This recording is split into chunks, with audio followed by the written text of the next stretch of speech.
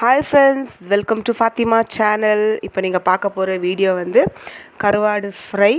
கருவாடை வந்து நல்லா சாஃப்டாக கழுவி ஊற வச்சுட்டுருக்கிறேன். மிளகாத்தூள், மஞ்சாத்தூள், இஞ்சி பூண்டு பேஸ்ட்டு, உப்பு, கார்ன்ஃப்ளவர் மாவு, ஃபிஷ் ஃப்ரை மசாலா போட்டு நல்லா மிக்ஸ் பண்ணி தேவையான கருவாடெல்லாம் போட்டு ஃபுல்லாகவே மிக்ஸ் பண்ணுறேன்.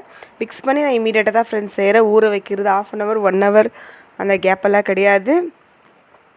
நல்லாவே பிசைஞ்சு ஊற வச்சு இமீடியட்டாகவே எண்ணெய் ஊற்றி ஃப்ரை பண்ணுறேன். எண்ணெய் வந்து ரொம்ப ஓவராக காயிறது வேண்டாம். ஸ்லோவாக நல்லா வச்சு ஸ்லோவாக நல்லா ஃப்ரை பண்ணுங்கள்.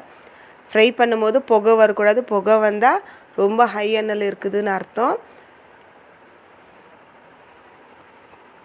ஃப்ரை பண்ணி எடுத்து நான் உங்களுக்கு காட்டுறேன். நான் ஊற வைக்கும் போது உங்களுக்கு எவ்வளோ சாஃப்ட்னஸ் இருந்துச்சோ, நான் ஃப்ரை பண்ணிட்ட பிறகு கூட உங்களுக்கு அதே சாஃப்ட்னஸ் தான் வரும். சாதம் வந்து முட்டை ஒடிச்சு ஊற்றி கொஞ்சமாக ஃப்ரைட் ரைஸ் மாதிரி கலக்கி நான் ரெடியாக வச்சுருக்கிறேன். அதில் மிக்ஸ் பண்ணி பசங்க சாப்பிட்டுக்குவாங்க. அதுக்கப்புறம் நான் உங்கள் கூட கொஞ்சம் பேசணுன்னு நினைக்கிறேன். ஏன்னா என்னோடய லைஃப்பில் நடந்த ஒரு சின்ன விஷயந்தான். என்னோடய லைஃப்பில் வந்து என்னோடய ஹஸ்பண்ட் தவிர எனக்கு மனசு கஷ்டமாக நடந்தவங்க எல்லாருமே. என்னுடைய ஹஸ்பண்ட் தான் எனக்கு எல்லாமே. எல்லாருக்குமே எல்லாரும் ஹஸ்பண்ட் தான் எல்லாருமே. நீங்களும் சொல்லலாம், டக்குன்னு ரிட்டர்ன் நீங்கள் அப்படியும் பேசலாம். பட் எத்தனை பேருடைய லைஃப்பில் வந்து ஹஸ்பண்ட் வந்து அம்மா வீட்டுக்கு அனுப்பாமல் வீட்டிலே ராணி மாதிரி வச்சுருக்குறாங்கன்னா, அது நான் என்னுடைய குடும்பத்தில், என்னுடைய ஃபேமிலியில், இத்தனைக்கும் என்னுடைய லவ் மேரேஜு. ஆனால் லவ் மேரேஜுக்கு நான் சஜஷன் பண்ணவே மாட்டேன். லவ் பண்ணி கல்யாணம் பண்ணிக்கோங்க, லவ் பண்ணுங்க அப்படின்னு நான் சொல்லவே மாட்டேன். ஏன்னா லவ் பண்ண பிறகு ஹஸ்பண்ட் என்னவோ நம்மளை நல்லா தான் பார்த்துக்கிறாரு. ஹஸ்பண்டை சார்ந்தவங்க எவ்வளோ மனசு கஷ்டம் கொடுக்குறாங்கன்ட்டுன்னு என்னோடய லைஃப்பில் ரொம்பவே தெரிஞ்சிச்சு. ஏன்னா நான் வந்து எங்கள் வீட்டுக்காரரை நம்பி தான் அந்த வீட்டுக்குள்ளே வந்தேன். மாமியாரோ அவங்களுடைய சார்ந்தவங்களோ யாரையுமே நம்பி நான் வரல. ஆனால் கடவுள் வந்து எனக்கு ஒரு நல்ல காட் கிஃப்ட் மாதிரி அவர் கொடுத்தா. அதனால லவ் பண்ணுங்கன்னு நான் சொல்ல வரல. லவ் பண்ண பிறகு எவ்வளோ ஸ்ட்ரகிள், எவ்வளோ கஷ்டத்தை, சாப்பிட்றதுக்கு சாப்பாடு இல்லாமல், போட்டுக்க துணி இல்லாமல் எவ்வளோ கஷ்டப்பட்டோம். அதுக்கப்புறம் நாங்கள் எவ்வளோ மேலே வந்தோம். எல்லாமே ரொம்பவே கஷ்டப்பட்டு தான் நாங்கள் இந்த பக்கம் எல்லாருமே கஷ்டம்னு சும்மா சொல்லாங்க. படுறவங்களுக்கு தான் பேசுகிறேன், படாதவங்களுக்காக நான் பேசல. லவ் பண்ணி நல்லா செட்டில் ஆனவங்க லவ் பண்ணுவாங்க, நல்லா பெரிய எடுத்து பையன், பெரிய எடுத்து பொண்ணுன்னு லைஃப் செட்டில் ஆகிடுவாங்க. பட் என்னோடய லைஃப்பில் அப்படி கிடையாது. நான் ரொம்ப ஏழைப்பட்ட பொண்ணு தான். எங்கள் வீட்டுக்காரர் ஏழைப்பட்டவங்க தான். ரொம்ப பணக்கார ஐஃபை ஃப்ரிட்ஜு, வாஷிங் மிஷின் எல்லாம் இருந்த வீடெல்லாம் கிடையாது. நார்மல் ஒரு வீடு, சின்ன வீடு, அழகாக ஒரு சின்ன டிவி, ஒரு சின்ன குடும்பத்தில் தான் நான் கால் எடுத்து வச்சு வந்தேன்.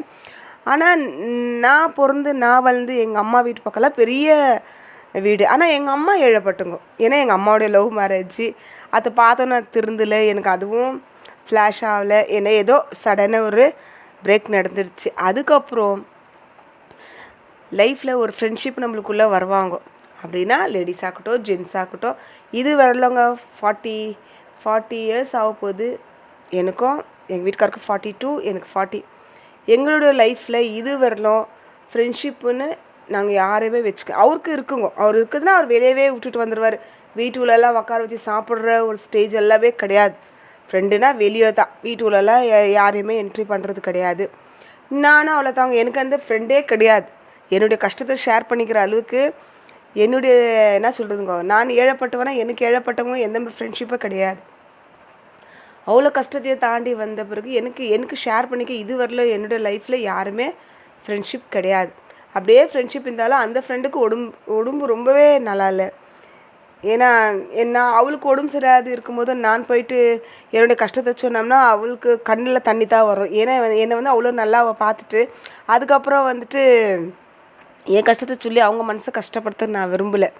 அதுக்கப்புறம் லைஃப்பில் நம்மளுக்கு ஒரு நம்பிக்கைன்னு கொடுக்குற போதோ நம்ம வந்து அவங்களுக்கு வந்து ஹெல்ப் பண்ணியிருக்கோம். கண்டிப்பாக ஃப்ரெண்ட்ஸ், நான் சொல்கிறத புரிஞ்சுக்கோ. நம்ம வந்து லைஃப்பில் அவங்களுக்கு ஹெல்ப் பண்ணியிருக்கோம். ஆனால் நம்ம அவங்க கூட கேட்குறதுக்கு தயங்குவோம். ஐயோ விடு, எப்படி இருந்தாலும் தந்துடுவாங்க. ஏன்னா நம்ம அவங்க அமௌண்ட்டு தர மாதிரி ஆளுக்கிட்ட தான் ஃப்ரெண்ட்ஷிப் வச்சுன்னுக்குறோம். ஏழைப்பட்டவங்களாக இருந்தால் நம்ம கேட்குறதே வேண்டாம், அவங்களே தந்துடுவாங்க. இந்த பணம் இருக்குது தெரியுங்களா, அவங்க கூட ஃப்ரெண்ட்ஷிப் வச்சுக்கணும்னா நம்ம எங்கே தராத போயிடுவோம், புரியுதுங்களா, எங்கே தராத போயிடுவோன்றதுக்காக அவங்க நம்மக்கிட்ட வந்து ஒரு மாதிரி நடந்துக்குவாங்க. வீட்டுக்கு வரும்போதெல்லாம் இப்போ நான் அவங்கக்கிட்ட கடன் வாங்கிட்டுருக்கிறேன்.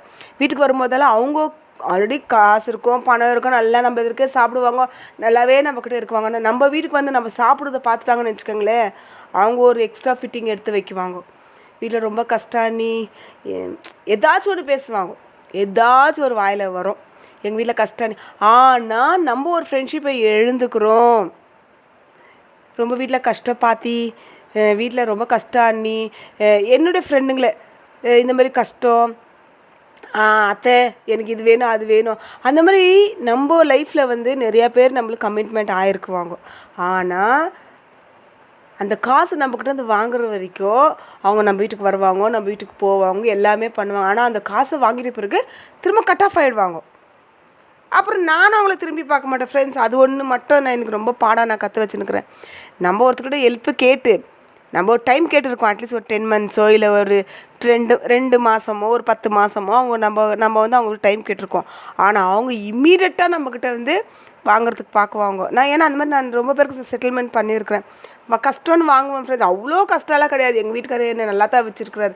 பட் நான் வீடு கட்டும் போது எனக்கு ரொம்ப பேர் பாடம் கற்றுக் கொடுத்துட்டாங்க.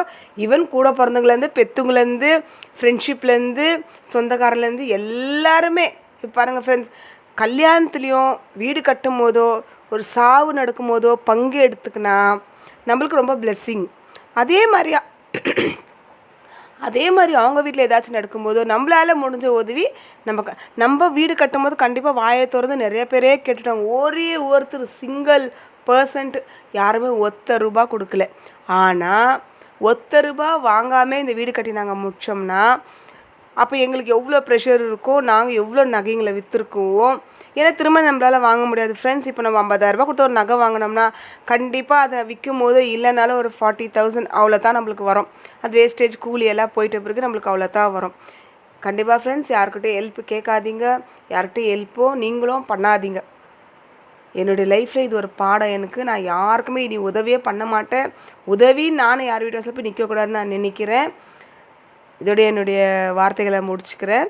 இந்த காக்ரோச் வந்து உள்ளவே செத்து போயிடும் ஃப்ரெண்ட்ஸ். இந்த மருந்தை நான் வச்சுட்டு நான் க்ளோஸ் பண்ணிட்டேன்னா செத்துடும். போன மாதம் வச்சு இல்லைங்களா, அந்த மருந்து உங்களுக்கு நான் எடுத்து காட்டுற பாருங்கள் இப்படி இருக்கும்.